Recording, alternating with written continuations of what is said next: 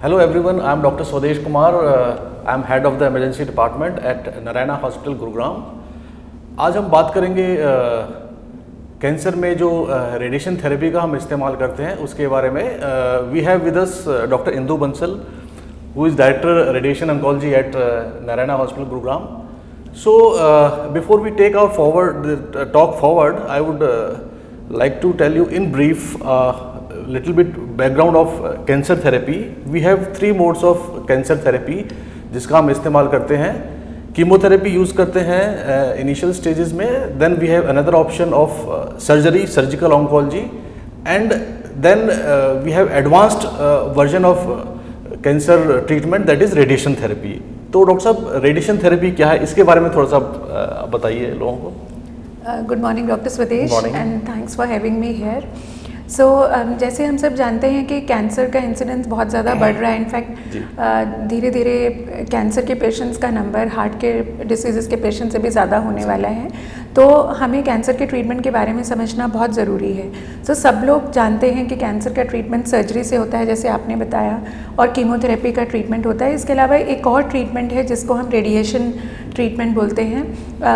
ये basically x ray based treatment होता है, और more than 60% patients of cancer they need radiation treatment during their life time. So ये बहुत ही इम्पॉर्टेंट एस्पेक्ट है कैंसर के ट्रीटमेंट का, जिसमें हम हाई एनर्जी एक्सरेज को ट्यूमर के ऊपर फोकस करते हैं और उसको फोकस करके ट्यूमर को उस जगह पे ख़त्म करने की कोशिश करते हैं. सो मेन खास तौर पर रेडिएशन ट्रीटमेंट के दो डिफरेंट मशीन्स हैं. पहले कुछ जगह पर कोबाल्ट 60 की मशीन्स हैं जिसमें गामा रेस यूज़ होती थी, लेकिन अब सब जगह पर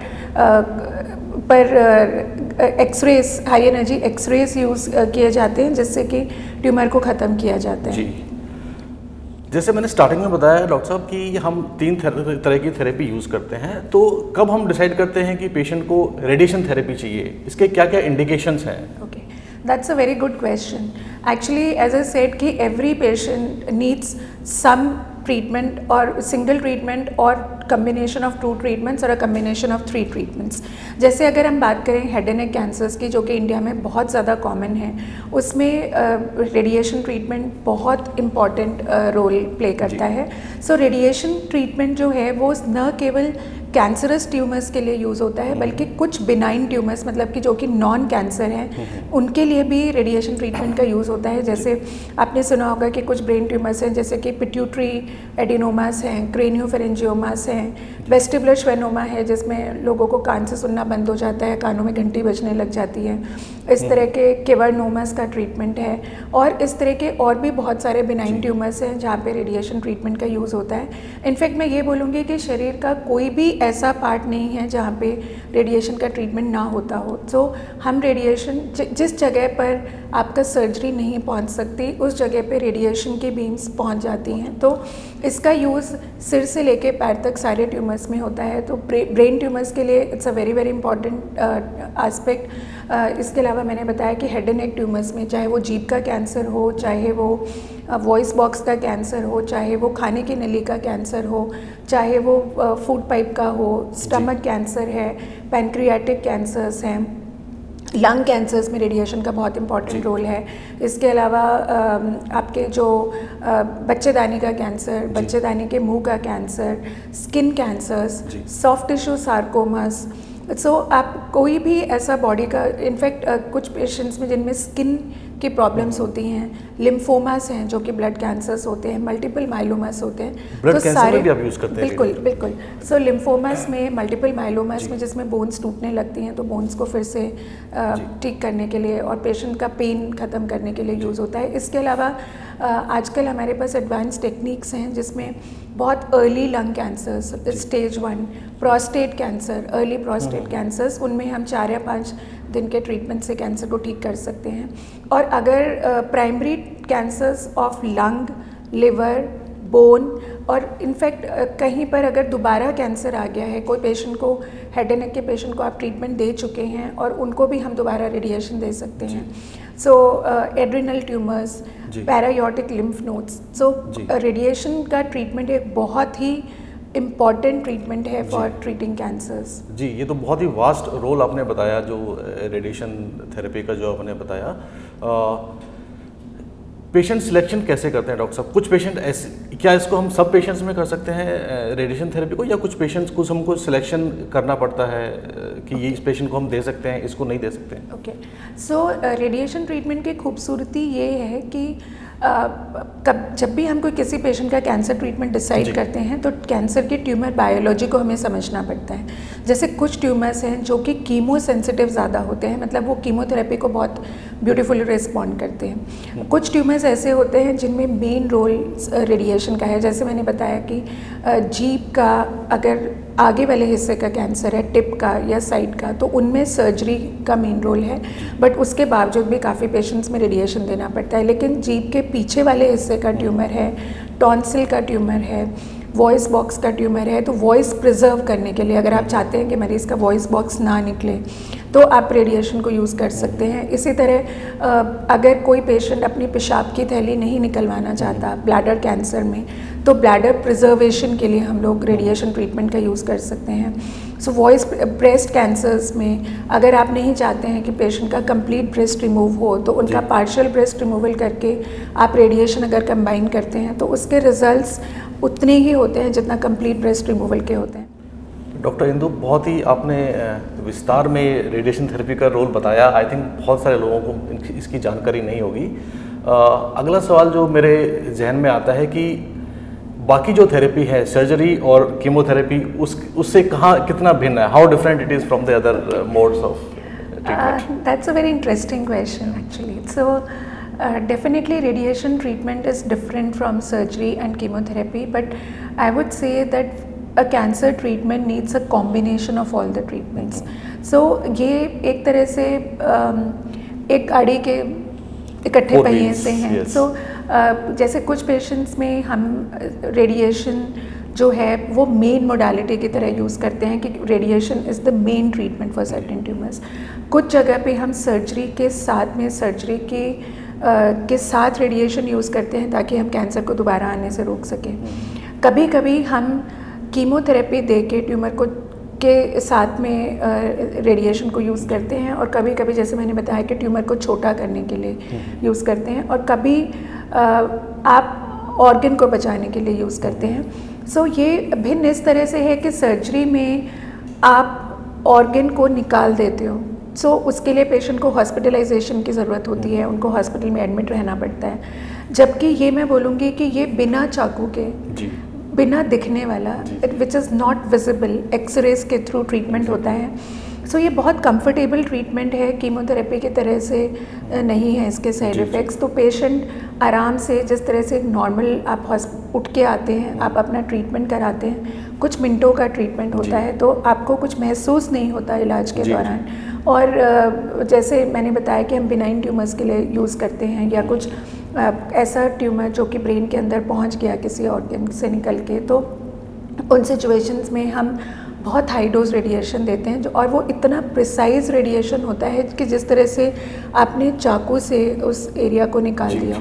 सो इसकी प्रिसीजन की बात कर रही हूँ। तो इसमें सबसे बड़े खूबसूरती ये है कि आप सिर्फ ट्यूमर के ऊपर फोकस कर सकते हो, और आसपास के जितने भी सराउंडिंग नॉर्मल स्ट्रक्चर्स हैं उनको आप साइड इफ़ेक्ट से बचा सकते हो। जबकि कीमोथेरेपी में आप जो दवाइयाँ दे रहे हो वो ब्लड के थ्रू जा रही हैं, तो वो आपके ट्यूमर के ऊपर तो इफ़ेक्ट करती ही हैं, साथ में नॉर्मल टिश्यूज़ को भी इफ़ेक्ट करती हैं। जबकि रेडिएशन की एडवांस टेक्निक्स में हम सिर्फ और सिर्फ ट्यूमर के ऊपर फोकस करके 1 मिलीमीटर एक्यूरेसी के साथ में रेडिएशन को डिलीवर कर सकते हैं। और इसकी great achievement, as close as 1 millimeter। और इसकी एक और खूबसूरती ये है कि you can see the tumour and treat it. तो जो ट्यूमर किसी ऐसे भाग में है जो हिस्सा हिलता है, जैसे मान लीजिए लंग ट्यूमर है, आप सांस लेने से आपका ट्यूमर हिलता है, कोई ट्यूमर है जो कि हार्ट के पास में है, पेशाब की थैली के पास, जैसे प्रोस्टेट के जहाँ पे कैंसर्स मोशंस हैं, होते हैं कुछ ना तो कुछ। उन मोशन में हम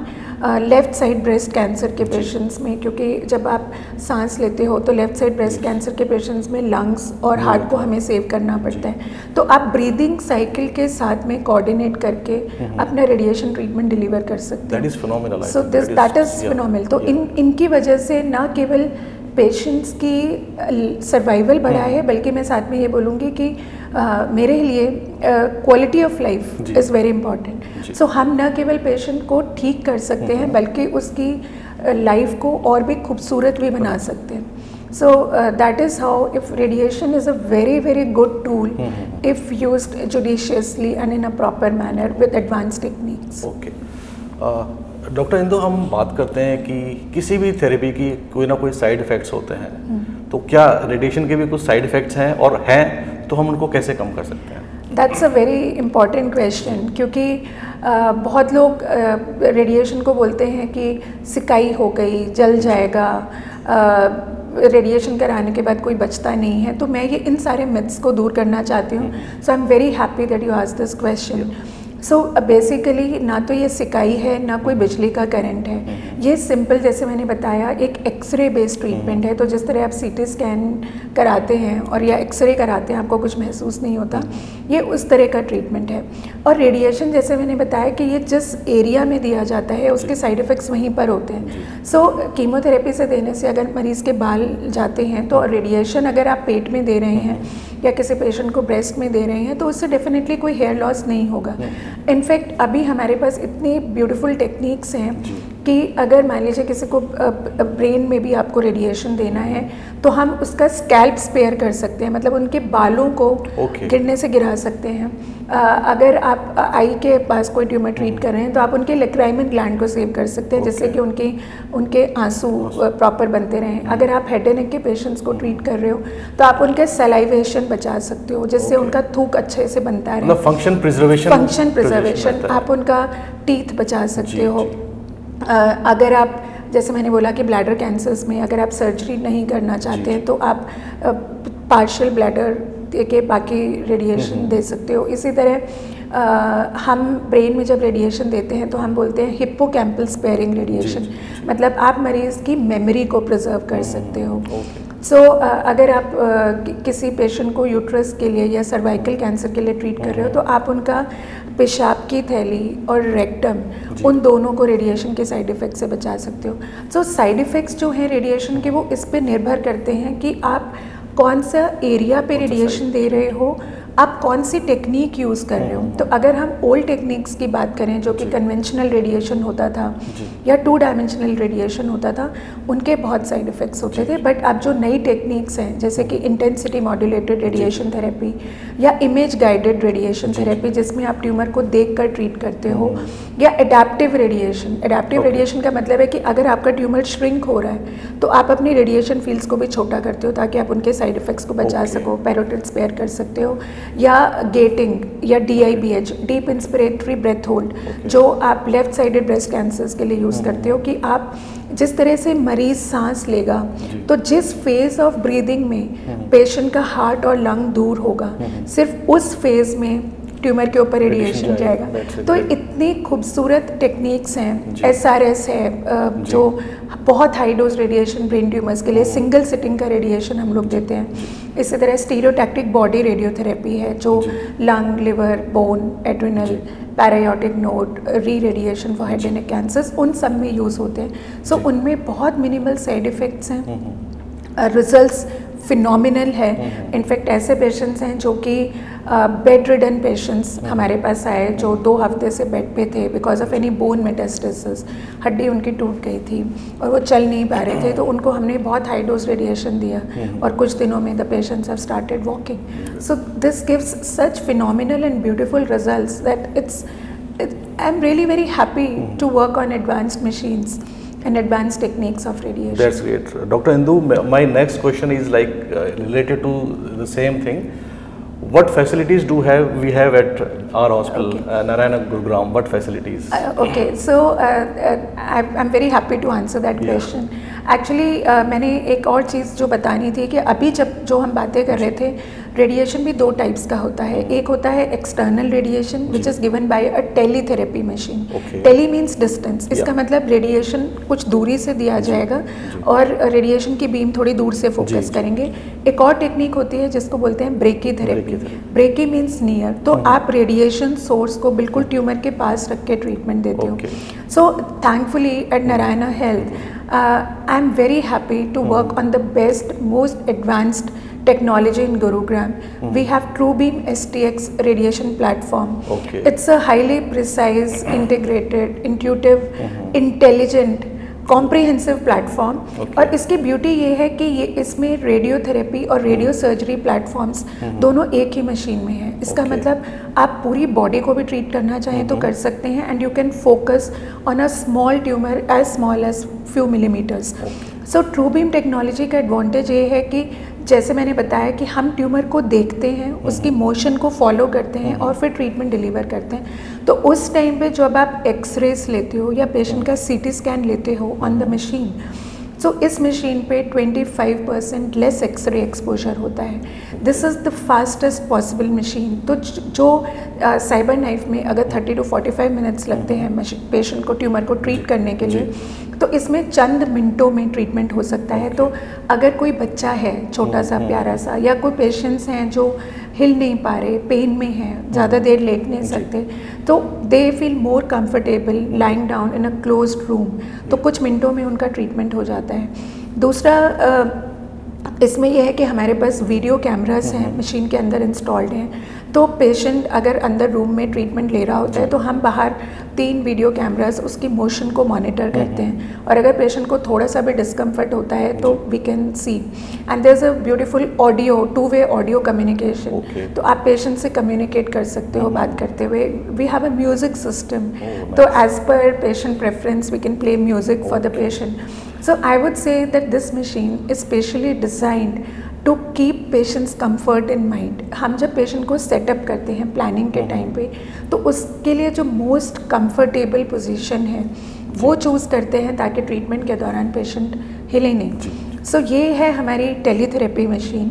apart from that we have brachytherapy machine also which is a very advanced machine. तो ब्रेकीथेरेपी जो ट्रीटमेंट है ये स्पेसिफिकली फॉर सर्वाइकल कैंसर्स, मतलब बच्चेदानी के मुंह का cancer, endometrial cancers, head and neck cancers, soft tissue sarcomas, इन सारे ट्यूमर्स के लिए यूज़ होता है। So we have the most advanced platform of radiation. Doctor, I just interrupt. How do you decide we need teletherapy or brachytherapy? Okay, so that's a very important question, I must say.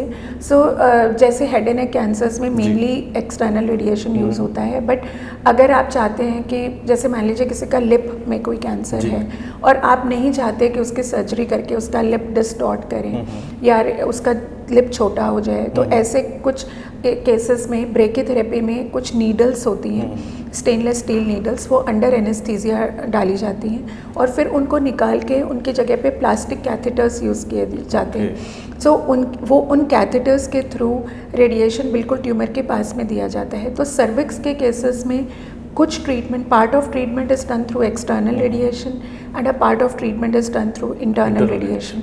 इसी तरह जैसे मैंने बोला कि soft tissue sarcomas हैं, जो soft tissue muscles के tumours होते हैं, तो उनमें हम इंट्राऑपरेटिव ब्रेकीथेरेपी कर सकते हैं। मतलब जिस टाइम पे सर्जन ऑपरेट कर रहा है, आप उस टाइम पे ट्यूमर बेड को आइडेंटिफाई करो और उस टाइम पे आप रेडिएशन के नीडल्स रख दो ताकि आप you know exactly where the tumour was. And इसी तरह ब्रेस्ट कैंसर्स में भी ये ट्रीटमेंट यूज होता है। तो there are different indications. Very informative and in a very simple language we have explained the whole thing, the role of radiation therapy. Dr. Indu is very good. She writes very good poems also, very motivational poems for her patients. So we'll cover that in a different session. So Dr. Saab, any message you want to give to the general public? I think thanks for giving me this opportunity, number one. And I must say that I'm very blessed to work at Narayana Health. This is an excellent hospital to work with, and with people like you, I feel really privileged and honored. So जो message आज मैं यहाँ पे लोगों को देना चाहूँगी वो ये है कि आज बहुत सारे लोग कोरोना की वजह से डर के घर में बैठे हुए हैं और वो अपना ट्रीटमेंट नहीं ले रहे हैं। सो एक चीज़ जो मैं सबको कहना चाहूँगी कि कैंसर खराब बीमारी नहीं है, कैंसर एक अच्छी बीमारी है अगर हम इसको समय पे पकड़ लें तो। क्योंकि आप देखिए डायबिटीज़, ब्लड प्रेशर, हार्ट के पेशेंट्स को लाइफ लॉन्ग ट्रीटमेंट लेना पड़ता है, जबकि कैंसर को हम प्री कैंसरस स्टेज में डिटेक्ट कर सकते हैं, और अगर हम इसको फर्स्ट स्टेज में डिटेक्ट कर लें तो पेशेंट बिल्कुल ठीक हो जाते हैं थोड़े से दिन के ट्रीटमेंट से। तो कोविड की वजह से आप डरिए मत, अपना ट्रीटमेंट डायग्नोसिस को डिले मत करिए। कोई भी सिम्टम्स हैं तो आप प्लीज़ हॉस्पिटल में आइए।